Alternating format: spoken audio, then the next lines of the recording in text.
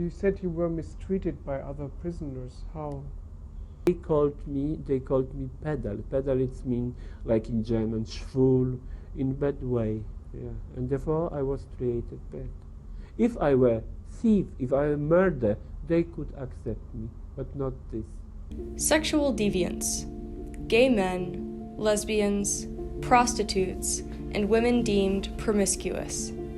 People often overlook these groups as victims of the Holocaust.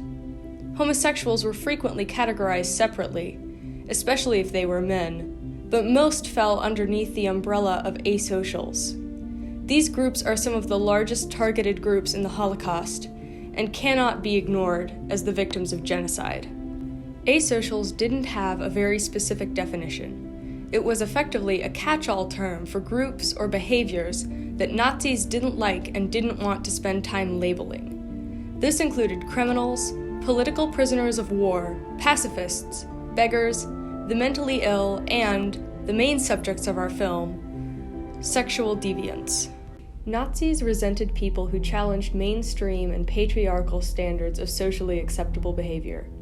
This is because they were mainly focused on making the next generation of Aryans and eliminating any deviation from the heterosexual norms. Nazi ideology was threatened by any deviation from traditional masculinity and exercised misogyny and even violence to control women and force them to have children. Asocials were persecuted during the Holocaust and yet, to this day, have not been recognized as victims of fascism. The UN defines genocide as a coordinated plan to destroy, in whole or in part, a national, ethnic, religious, or racial group by killing, causing serious bodily or mental harm, preventing births within a group, removing children from a group, and inflicting life conditions designed to bring about destruction. Genocide, under these conditions, was undeniably enacted upon asocials, and yet to this day, there have been no reparations or acknowledgement of the harm done to them. The only caveat to this is that the UN's definition of genocide does not include social groups. This is widely agreed to be a shortcoming of the UN's definition. Germany was a difficult place to live after World War I. The effects of the war left the country in a deep financial crisis. Despite this, people still found ways to enjoy their lives. Berlin, Germany's capital, was home to a thriving gay scene, which heavily influenced the arts. In fact, the musical Cabaret is based on a semi-autobiographical book about the author's intimate friendship with a cabaret singer in pre-World War II Germany.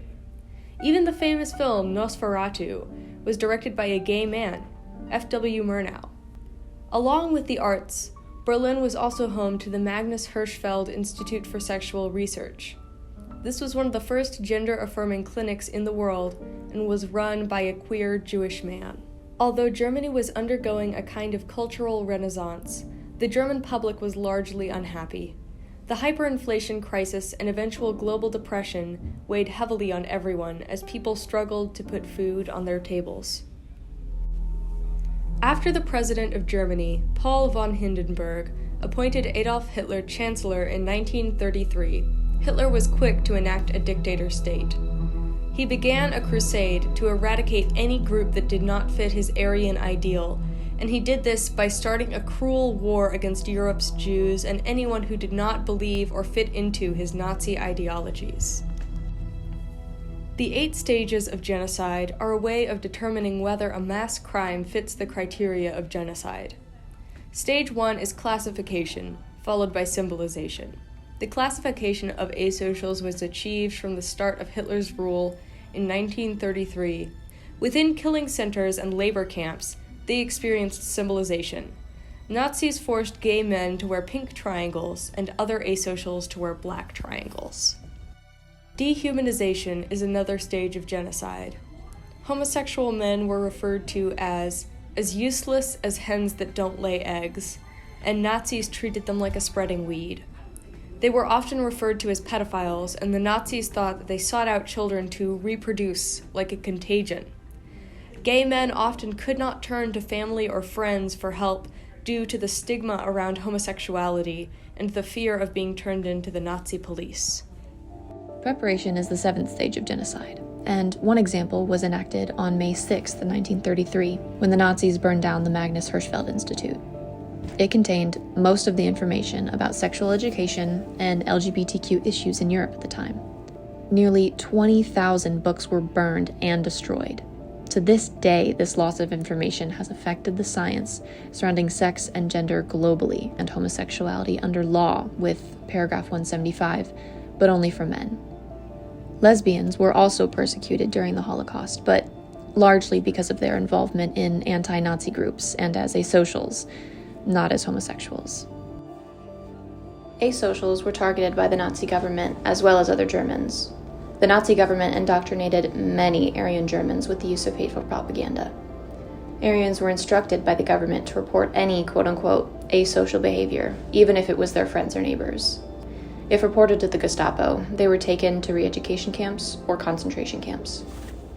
The seventh stage of genocide is extermination. The Nazis during World War II created killing centers and concentration camps and occupied Germany and Poland, made it utilize and maximize extermination. This method was largely used during World War II, and the camps were mostly built in Poland, with German victims being transported to the centers via trains. Killing centers served three primary purposes: extermination, re-education, and forced labor. Homosexual men were considered ill, but the Nazis believed that they could be re-educated. This led to the quote-unquote corrective rape of gay men with female Nazis. Gay men were also some of the most likely to be experimented on, along with other asocials because they were thought of as dispensable. Asocials who were not homosexual were mostly in forced labor camps. The eighth stage of genocide is denial. And although the German government has outlawed Holocaust denial, there are still many people out there who do. Throughout all the wars, what a real Holocaust is all about and what a phony one is all about. Which Holocaust do you think is phony? The Jewish Holocaust. Despite the large amounts of undeniable proof that the Holocaust happened, denial still exists, both in individuals and in institutions. There are even schools in Texas that are being legally required to teach, quote-unquote, both sides of the Holocaust. This makes it clear that denial of the Holocaust is still very present in our world to this day. Paragraph 175 existed in Germany until 1994. Asocials have not been recognized as a legitimate victim group, and sexual deviancy as a concept is still demonized and othered by society. Homophobia, transphobia, ableism, and misogyny are still all present in both Germany and across the globe. The asocial victims of Nazis and their descendants deserve recognition and respect as equal human beings. In conclusion, without continuing to educate and inform about genocide, including the overlooked group like asocials, we will be more likely to repeat history. If mass crimes are never addressed and we don't learn about their ideologies, then in the future we will continue to be at their mercy. Human rights violations are something we need to always be learning about so that we can catch genocides in their early stages and try to provide cultural awareness and prevent them ahead of time. Thank you. This film is dedicated to all of the unrecognized victims of the Holocaust.